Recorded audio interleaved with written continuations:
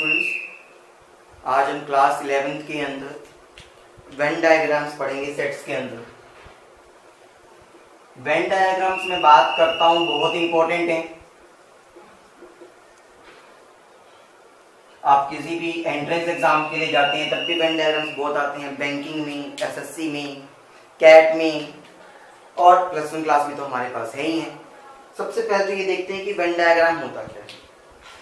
किन्हीं भी दो सेट, अब सेट से हम सब लोग क्लियर है कि सेट क्या होता है। वेन डायग्राम क्या करता है, एक रिलेशनशिप को इस्टेब्लिश करता है। Establish a relationship between sets, दो या दो से ज्यादा सेट्स के बीच में एक रिलेशनशिप को जो इस्टेब्लिश करता है वो क्या होता है, वेन डायग्राम। ठीक है, तो यानी कि पिक्टोरियल व्यू में, इन ए पिक्टोरियल व्यू, इन ए पिक्टोरियल व्यू, उसे हम वेन डायग्राम कहते हैं। ठीक है, अब एक बात समझते हैं वेन डायग्राम्स की स्टार्टिंग करने से पहले। जो हम रेक्टेंगुलर शेप में, जनरली जो रेक्टेंगुलर शेप में बनाते हैं वो होता है यूनिवर्सल सेट। मैंने उसको यू लिख दिया, यानी कि यूनिवर्सल सेट। यूनिवर्सल सेट का मतलब क्या हुआ, इसके अंदर जितने भी मेरे पास सेट आएंगे उन सभी के सारे एलिमेंट्स इस यूनिवर्सल सेट में लाई करते हैं। ठीक है, फिर हमारे पास सेट आते हैं। अब जैसे कि मान लो हम लेकर चलते हैं, मैंने एक आपके पास इस तरह से सेट लिखा, ये सेट ए था, ये सेट बी था। अब हम देख पा रहे हैं कि सेट ए हमारे पास बी के अंदर आ गया है, सेट ए मेरे पास बी के अंदर आ गया है। तो इसका मतलब मैं कह सकता हूं A is a subset of B, A is a subset of B. हम इस तरह से भी कह सकते हैं स्टूडेंट्स। फिर अगर मेरे पास मान लो मैं डाटा लिखता हूं इस तरह से, ये रेक्टेंगुलर, तो ये यूनिवर्सल सेट हो गया।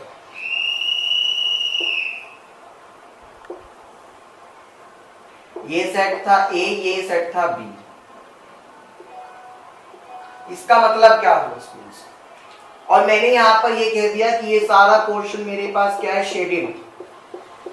यहां जनरली शेडेड पोर्शन का मतलब क्या होता है कि कौन से डाटा को मैं फेच करना चाहता हूं। तो शेडेड पोर्शन का यहां मतलब क्या हुआ स्टूडेंट्स, वो ये कहता है, अभी देखो जो ये वाली बाउंड्री है जिसे मैं ग्रीन कलर से मार्क करने की कोशिश कर रहा हूं, ये तो सारे एलिमेंट्स ए के हैं और ये वाले सारे एलिमेंट्स किसके हैं, बी के। ये ग्रीन वाले तो सारे ए के एलिमेंट्स आ गए और ये बी वाले, ये एलिमेंट्स को दिखा रहे हैं, ये बी के आ गए, ए के भी आ गए, बी के भी आ गए, तो कौन बनेगा, यूनियन। तो मैं क्या कह सकता हूं इसको, A union B. Clear students. अच्छा, इसी तरह से अगर मैं ये कहता, ये रेक्टेंगुलर था यानी कि यूनिवर्सल सेट, दो सेट मैंने कहा हमारे पास हैं, अभी के लिए हम दो ही को लेके चल रहे हैं, ए और बी। इंटरसेक्शन का पार्ट क्या होता है, इंटरसेक्शन का पार्ट का मतलब होता है स्टूडेंट्स आपके पास कि हमारा वो सारे के सारा कॉमन डाटा इन दोनों पर आएगा।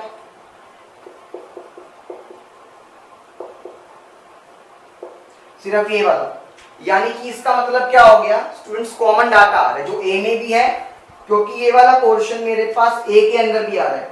मैं ए वाले को रेड से दिखाता हूं, ए में भी आ रहा है, बी वाले को मैं ग्रीन से दिखाने की कोशिश कर रहा हूं। तो मुझे यहां से एक चीज क्लियर हो गई, ये रेड में भी आ रहा है, बी में भी आ रहा है, यानी कि रेड में भी आ रहा है, ग्रीन में भी आ रहा है, दोनों में आ रहा है, उसके अलावा कुछ नहीं आ रहा, वहां पर उसके अलावा भी आ रहा था। तो ये मेरे पास क्या हो गया, कॉमन पार्ट यानी कि इंटरसेक्शन, कॉमन पार्ट यानी कि इंटरसेक्शन। ये चीज क्लियर है स्टूडेंट्स हमको।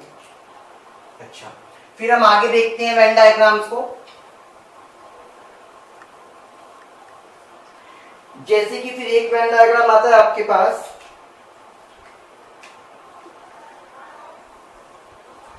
रेक्टेंगुलर शेप में होगा तो वो यूनिवर्सल सेट है। मैंने ये कहा आपके पास दो सेट, एक ये ए लिया और एक ये बी लिया, कुछ पार्ट हो सकता है कॉमन भी हो, लेकिन मैंने जो शेड करा वो खाली ये वाला पार्ट करा है स्टूडेंट्स, जो शेड करा मैंने खाली ये वाला पार्ट करा। इसका मतलब क्या हुआ, ए के सारे एलिमेंट्स बी को छोड़कर, ए के सारे एलिमेंट्स बी को छोड़कर, क्योंकि देखो बी वाले जो एलिमेंट्स है वो नहीं आ रहे ए के अंदर भी, खाली ए के वो एलिमेंट्स आ रहे हैं जो बी में नहीं है। तो मैं क्या लिख सकता हूँ स्टूडेंट्स इसको, ए माइनस बी, यानी कि ए माइनस बी का सबसेट मेरा इस तरह से बनेगा, ए माइनस बी का वेन डायग्राम इस तरह से बनाऊंगा मैं। फिर अगर मैं ये कर देता यूनिवर्सल, ये ए और ये बी, मान लो मैंने शेड कर दिया खाली ये वाला पार्ट,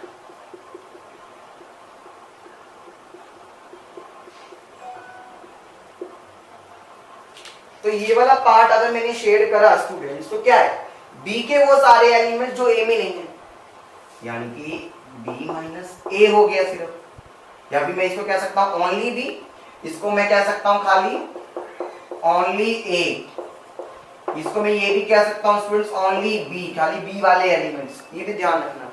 क्लियर है? अच्छा, क्वेश्चन को देखने से पहले मैं आपको एक चीज और बताना चाहूंगा, जब भी हमें दो सेट के बीच में टू सेट्स का वेन डायग्राम बनाना है तो ये तो यूनिवर्सल होता है, ये दो सेट बनाए, ये ए सेट है और ये बी सेट है, जो ये वाला पॉइंट होता है वो रिप्रेजेंट करता है ए इंटरसेक्शन बी को, सिंपली ये वाला जो पॉइंट है वो रिप्रेजेंट करता है ओनली बी को, या फिर आप कह सकते हो A minus B, sorry B minus A को,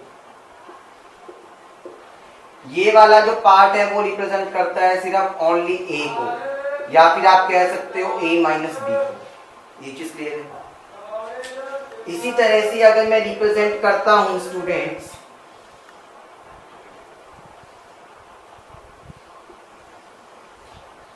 तीन सेट को, ये यूनिवर्सल अगर मैं बात करता हूं थ्री सेट्स के लिए, अब बहुत ध्यान से देखना, ये ए, ये बी और ये सी, इसमें से जो तीनों में आ रहा है, ये वाला जो पोर्शन है मेरे पास वो क्या आ रहा है, तीनों में आ रहा है, ए में भी आ रहा है, बी में भी आ रहा है, सी में भी आ रहा है, तो इस वाले पोर्शन को हम क्या कहते हैं, A intersection B intersection C. समझ गए स्टूडेंट्स? अच्छा, फिर अगर मैं बात करता हूं स्टूडेंट्स जिनको मैं डॉट से रिप्रेजेंट कर रहा हूं, इस पार्ट में क्या आ रहा है, खाली दो ही पार्ट। अगर मैं इसकी बात करता हूं तो ए और बी दोनों आ रहे हैं, तो आप क्या खाली लिखेंगे ए इंटरसेक्शन बी। अगर मैं इस पार्ट की बात करूंगा तो बी और सी आ रहा है खाली, तो बी इंटरसेक्शन सी। इस वाले पार्ट की बात करूंगा तो खाली ए और सी आ रहा है, यानी कि ए इंटरसेक्शन सी।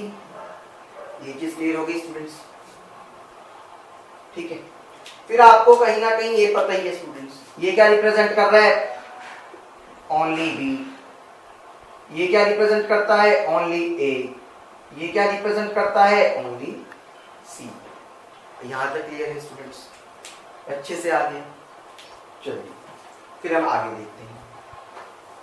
जनरली आपको 3 तक आएंगे, उससे ज्यादा नहीं आएंगे, और लेकिन जब हम प्रैक्टिस करेंगे क्वेश्चंस की तो हम 4 सेट तक का भी काम करेंगे। जो आपको दे रखी है वो कितनी है, 25,000, जिसमें से द हिंदुस्तान टाइम्स को पढ़ने वाले जो पर्सन्स हैं वो हैं 13,000। ठीक है, इंडियन एक्सप्रेस को पढ़ने वाले जो स्टूडेंट्स हैं वो कितने हैं, 10,500। जो दोनों के दोनों न्यूज़पेपर्स को पढ़ते हैं वो कितने हैं, 2,500। ठीक है, आपको ये बताना है ऐसे पर्सन्स जो एक भी न्यूज़पेपर नहीं पढ़ते, ऐसे पर्सन्स जो एक भी न्यूज़पेपर नहीं पढ़ते। तो सुनिएगा, पहले मैं वेन डायग्राम बनाना चाहूंगा। सबसे पहले मैंने ये वेन डायग्राम बनाया, समझना, यहाँ पे यू लिखता था मैं यहाँ पे, यू का मतलब है टोटल, टोटल कितना आता है 25,000, लिख दिया मैंने। अब बनाऊंगा इसमें दो, क्योंकि मेरे पास दो ही सेट है, सेट नंबर 1, सेट नंबर 2, ठीक है। यहां पर मैंने क्या बनाया, हिंदुस्तान टाइम्स HT, ये क्या बनाया, इंडियन एक्सप्रेस के लिए IE के नाम से, इंडियन एक्सप्रेस, समझ रहे हो। कोशिश हमेशा ये करनी है, सबसे पहले हमेशा लिखना ही वो है जो कॉमन है। दोनों का कॉमन क्या है, क्योंकि दो है तो दो कॉमन, तीन होगा तो तीन वाला कॉमन डालेंगे पहले, बॉस द न्यूज़पेपर्स यानी कि 2500। तो सबसे पहले मैंने यहां पर वैल्यू कितनी लिख दी, 2500, समझ पा रहे हो, यानी कि यहां पर वैल्यू कितनी आएगी, 2500। क्यों आएगी, क्योंकि वो दोनों न्यूज़पेपर को पढ़ रहा है। अब टोटल ऐसे स्टूडेंट्स या ऐसे पर्सन जो हिंदुस्तान टाइम्स को पढ़ रहे थे वो 13,000 थे, 13,000 थे पूरे का पूरा, टोटल पूरे का पूरा क्या था, 13,000।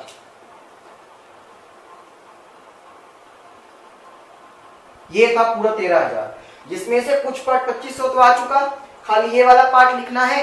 तो ये वाला पार्ट लिखने के लिए खाली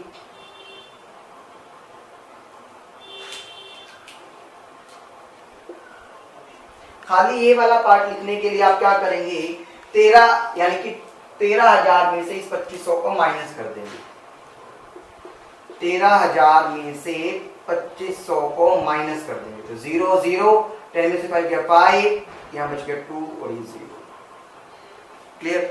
तो मेरे पास 10500 पर्सन ऐसे होंगे जो खाली हिंदुस्तान टाइम्स को पढ़ते हैं।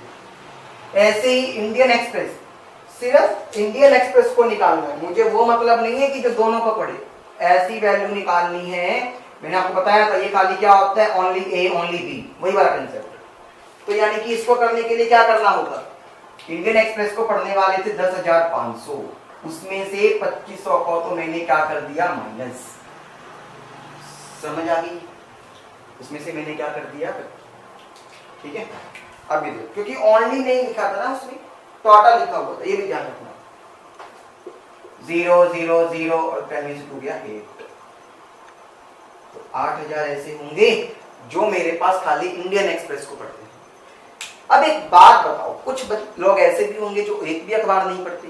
पहले मैं इन तीनों को जोड़ता हूं, अगर मैंने इसको इसको और इसको ऐड करा, 10,500 तो हिंदुस्तान को पढ़ते हैं, 8,000 मेरा पढ़ते हैं इंडियन एक्सप्रेस को, 2500 मेरे क्या करते हैं जो दोनों को पढ़ते हैं। वहां पर टोटल नहीं दे, टोटल था ओनली नहीं था, इसीलिए करना पड़ा मुझे, ऐड करते हैं हम 0 0 5 5 10 0 11 और ये कितना आ गया 21,000 आ गया। यानी कि जो ये 21,000 आया, ये मेरे पास क्या आया, total persons who read at least one paper, जो कम से कम एक न्यूज़पेपर तो जरूर पढ़ते हैं, जो कम से कम एक न्यूज़पेपर तो जरूर पढ़ रहे हैं। ये बात क्लियर हो गई। तो अब मुझे ये निकालना है कि एक ऐसे पर्सन जो एक भी न्यूज़पेपर ना पढ़े, ऐसे पर्सन जो एक भी न्यूज़पेपर ना पढ़े। तो टोटल कितना था 25,000, उसमें से अगर मैंने माइनस कर दिया 21,000 को तो कितना बच गया 4,000। तो 4,000 ऐसे लोग होंगे जो एक भी अखबार नहीं पढ़ते, who neither reads Hindustan times nor Indian express. Clear students, इस तरह से हम क्वेश्चंस को बहुत आसानी से कर सकते हैं, ज्यादा कैलकुलेशन का काम भी नहीं रहेगा। ये चीज क्लियर हुई है। आगे आने वाली क्लास में और भी अच्छे क्वेश्चंस करेंगे। Thank you.